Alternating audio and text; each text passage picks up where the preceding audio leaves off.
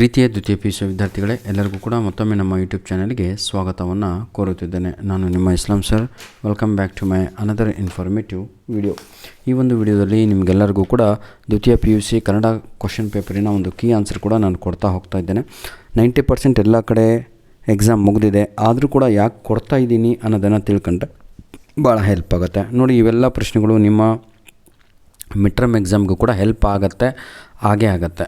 ಹಾಗಾಗಿ ವಿದ್ಯಾರ್ಥಿಗಳೇ, ಎಕ್ಸಾಮ್ ಮುಗೀತು ಅಂದ್ಬಿಟ್ಟು ಆರಾಮಾಗಿರಬೇಡಿ. These question papers once you revise these question papers. Ravana ಸೀತೆಯನ್ನು ಎಲ್ಲಿ ಇರಿಸಿದ್ದನು ಅಂತ ಇದೆ. ಪ್ರಮದ ವನದಲ್ಲಿ ಇರಿಸಿದ್ದನು ಅನ್ನುವಂಥದ್ದು ಸರಿಯಾದ ಉತ್ತರ ಆಗಿರುತ್ತದೆ, ಆಪ್ಷನ್ ಡಿ. ಆಯಿತಾ. ಇದು ಸೂಕ್ಷ್ಮವಾದ ಶಸ್ತ್ರಚಿಕಿತ್ಸೆ.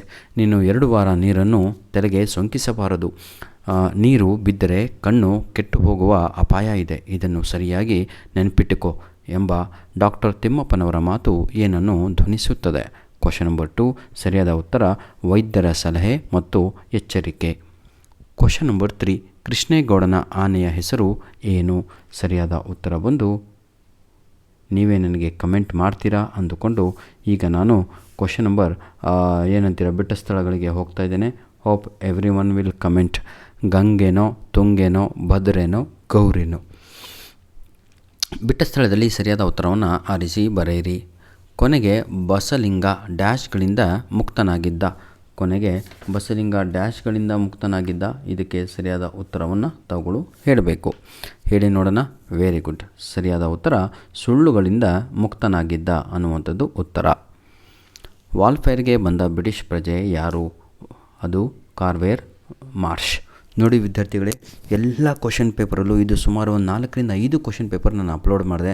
ಎಲ್ಲ ಸೇಮ್ ಆ್ಯಸ್ ಇಟ್ ಈಸು. ಹಿಂದೆ ಮುಂದೆ ಒಂದರಲ್ಲಿ ಮ್ಯಾಚ್ ದ ಫಾಲೋಯಿಂಗ್ ಕೇಳಿದರೆ, ಒಂದರಲ್ಲಿ ಫಿಲ್ ಇನ್ ದ ಬ್ಲ್ಯಾಂಕ್ಸ್, ಒಂದರಲ್ಲಿ ಫಿಲ್ ಇನ್ ದ ಬ್ಲ್ಯಾಂಕ್ಸ್ ಅಂದರೆ ಅದು MCQಸಲ್ಲಿ ಇದೆ ಅಷ್ಟೇ. ಕನ್ನಡ ನಾಗಚಂದ್ರ ಅಂತ ಇದೆ. ಇದಕ್ಕೆ ಸರಿಯಾದ ಉತ್ತರ ಬಂದು ಹೇಳ್ತೀರಾ, ಅಭಿನವ ಪಂಪ ಅಂತ ಹೇಳಬೇಕು. ಕೂಡಲ ಸಂಗಮ ದೇವ ಅಂದರೆ ಬಸವಣ್ಣನವರ ಅಂಕಿತ ನಾಮ ಅದು. ಕ್ಲಿಯರ್? ಬನ್ನಿ ಈಗ ನಾವು 2 ಅಂಕದ ಪ್ರಶ್ನೆಗಳನ್ನು ನೋಡ್ತಾ ಹೋಗೋಣ. ಹಂದೆ ಮತ್ತು ಅಂಧಕನ ಕೈಯಲ್ಲಿ ಏನನ್ನು ಇದ್ದು ಫಲವಿಲ್ಲ ಅಂತ ಒಂದು ಪ್ರಶ್ನೆ ಇದೆ. ಮಲಗಿರುವ ಭೀಮನನ್ನು ದ್ರೌಪದಿ ಹೇಗೆ ಎಬ್ಬಿಸಿದಳು? ಇವೆಲ್ಲ ಪ್ರಶ್ನೆಗಳು 1 ಅಂಕದ ಪ್ರಶ್ನೆಗಳು ಆಗಿರ್ತವೆ. ಆಯಿತಾ. ಯಾವುದಾದ್ರೂ 2 ಪ್ರಶ್ನೆಗಳಿಗೆ ಉತ್ತರಿಸಿ ಅಂತ ಇದೆ. ನೋಡಿ ವಿದ್ಯಾರ್ಥಿಗಳೇ, ಯಾವುದಾದ್ರೂ 2 ಪ್ರಶ್ನೆಗಳಿಗೆ ಉತ್ತರಿಸಿ. ಬನ್ನಿ ಈಗ ನೋಡ್ತಾ ಹೋಗೋಣ.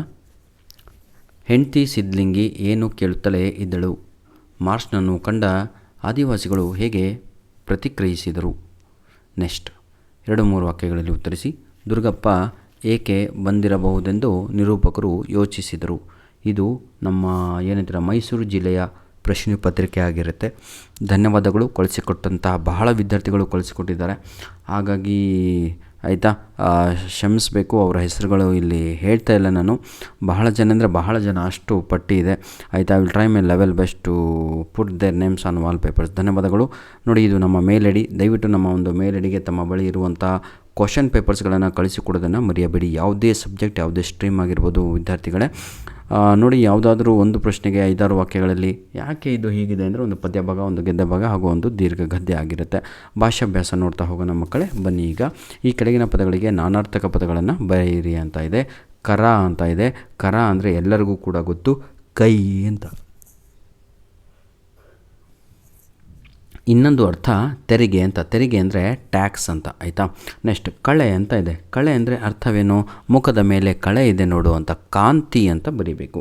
ಇನ್ನೊಂದು ನಾಶವಾಗು ಅನ್ನುವಂಥದ್ದು ಸರಿಯಾದ ಉತ್ತರ ಆಗಿರುತ್ತದೆ.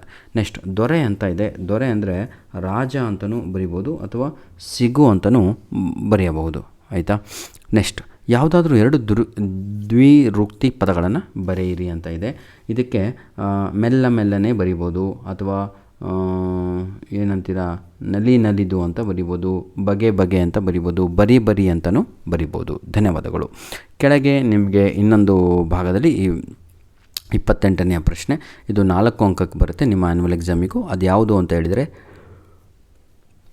ಪ್ರಬಂಧನಾದರೂ ಬರಿಬೋದು ಅಥವಾ ಲೆಟರ್ ರೈಟಿಂಗ್ ಆದರೂ ಬರಿಬೋದು. ಪ್ರಬಂಧದಲ್ಲಿ ಕ್ರೀಡೆ ಮತ್ತು ಆರೋಗ್ಯ ಹೀಗೆ. ಆಯಿತಾ. ಲೈಬ್ರರಿ ಬಗ್ಗೆ ಕೇಳಿರ್ತಾನೆ. ಸ್ವಲ್ಪ ಅದನ್ನು ಒಂದು 4-5 ಪೇಪರ್ಸ್ಗಳನ್ನು ತಾವುಗಳು ಓದ್ಕೊಂಡ್ರೆ ಯಾವ ರೀತಿಯಾಗಿ ಬರಿಬೇಕು ಅನ್ನೋದು ಗೊತ್ತಾಗುತ್ತೆ. ಧನ್ಯವಾದಗಳು ವಿದ್ಯಾರ್ಥಿಗಳೇ. God bless you all.